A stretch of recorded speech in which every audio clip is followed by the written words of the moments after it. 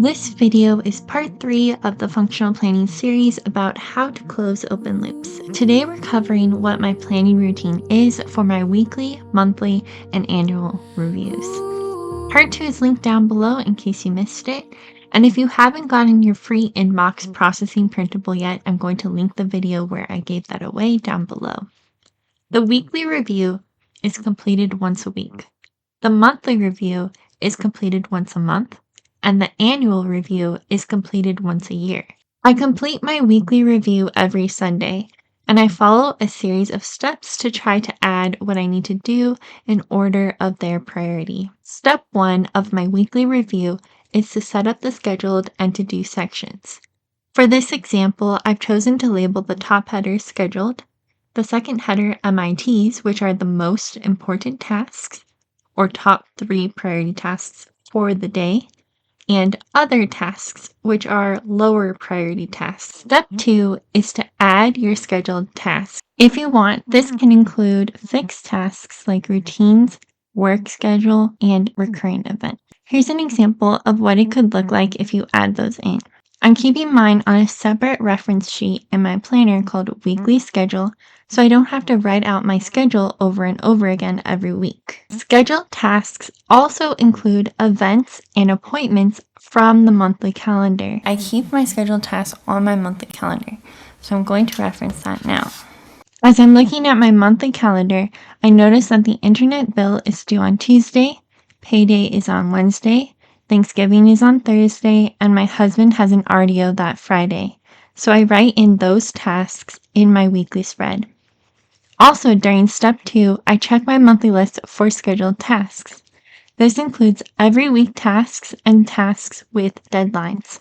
It also includes something that needs to happen at a certain time on a certain day that week because it is associated with a person, event, or external trigger, but it doesn't happen every week, so it's not in my routines. An example of this would be picking someone up from the airport at a specific time or dropping off Etsy shop orders at the post office at a specific time before they close.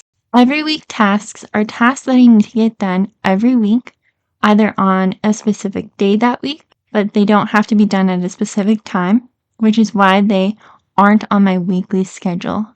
They could also be something that need to get done multiple times a week, like every 2, 3, 4, or 5 days. And some examples of recurring tasks are washing the car, watering the plants, or taking out the trash.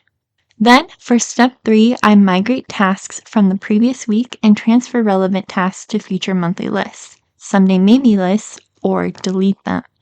If a task turns out to not be as important to me as I originally thought, I would add it to the someday maybe list, meaning that someday maybe, if I have time, then I will work on it.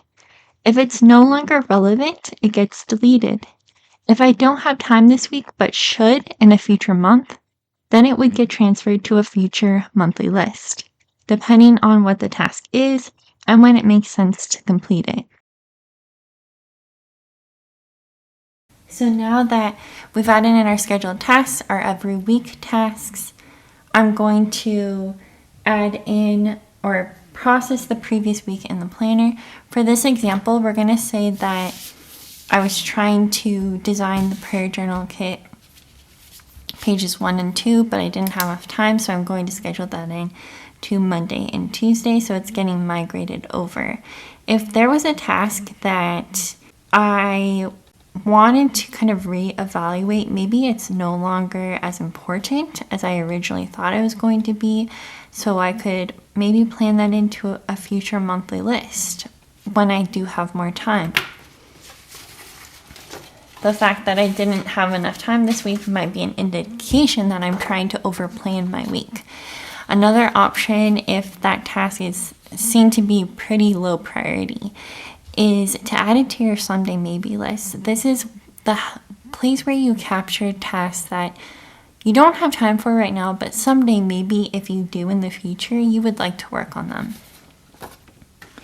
Step 4 is add unscheduled tasks. Then we get to tasks with deadlines. These are typically higher priority tasks which I have assigned a due date to. They don't have to be done at a specific time of the day like a scheduled task would.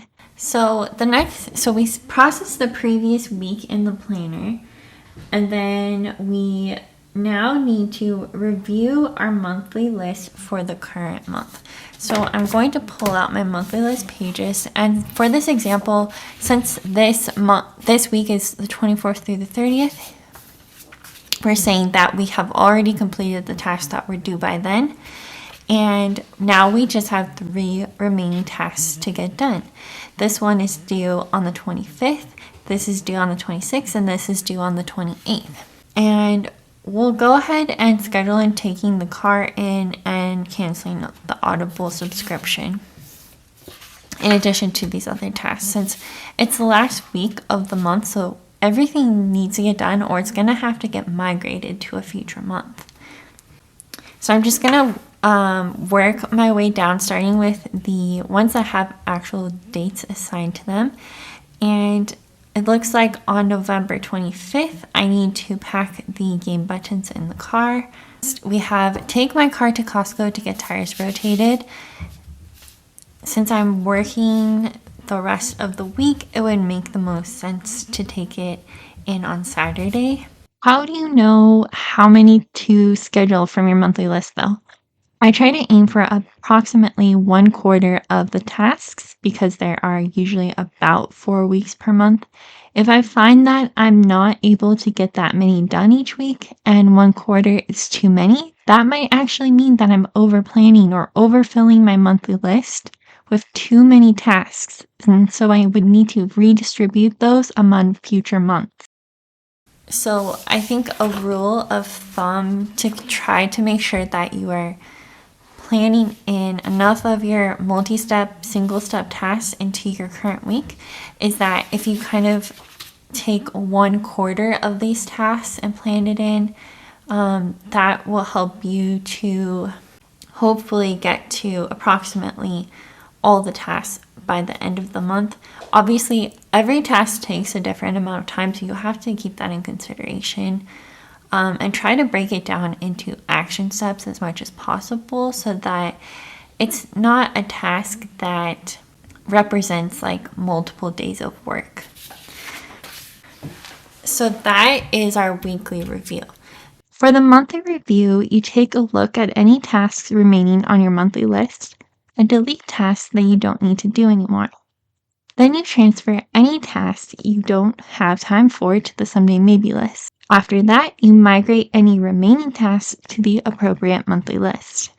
So for this example, if there were any tasks that were remaining on this list, they would then get migrated to the December monthly list. And the reason why we spend the time migrating these is because it helps us to actually process and address each individual task and really determine, is this the priority? Should this even be on my to-do list? What I find if I end up transferring the same task month to month is that I realize that it's not actually as high of a priority as I thought it was, and it usually ends up getting transferred to my someday maybe list so that I don't have to keep rewriting it. Of course, if you are procrastinating on something, then that is different and you need to schedule that in. And since I have a separate work planner, I have monthly lists for the work planner also, and that's specific to the tasks that I have to do at work, whereas these are just ones that I have to do outside of work. For the annual review, you start by transferring any incomplete tasks from your December monthly list to the appropriate month, and in a lot of cases that would be your January list for the following year. Then you take a look at what tasks have accumulated on your 2026 next year list, and you add them to the appropriate or relevant monthly calendar, and any tasks that are no longer going to be relevant to the someday maybe list. Then you distribute any remaining tasks to the appropriate monthly list based on when they need to get done by. So now let's go over what you would be doing with the system every day. So each day you would be capturing open loops on your inbox. throughout the day. You would be referencing your scheduled section and your to-dos and completing them. Then at the end of the day, if there were any incomplete tasks, those would get migrated into the next day. So that's why it's important sometimes to have extra space so that in the event that something doesn't get done, it can be migrated to a future day in your week and completed. And then at the very end of the day, you would process your inbox, and hopefully you wouldn't have a ton of open loops. And when you're processing your inbox, you would follow those 5 steps that we talked about, and your inbox each open loop would be addressed and transferred into your monthly list. Then, during your weekly review, you use this monthly list to help you plan out your week, in addition to completing all the other steps that we had discussed. And then you have your monthly review where you migrate tasks to a future monthly list.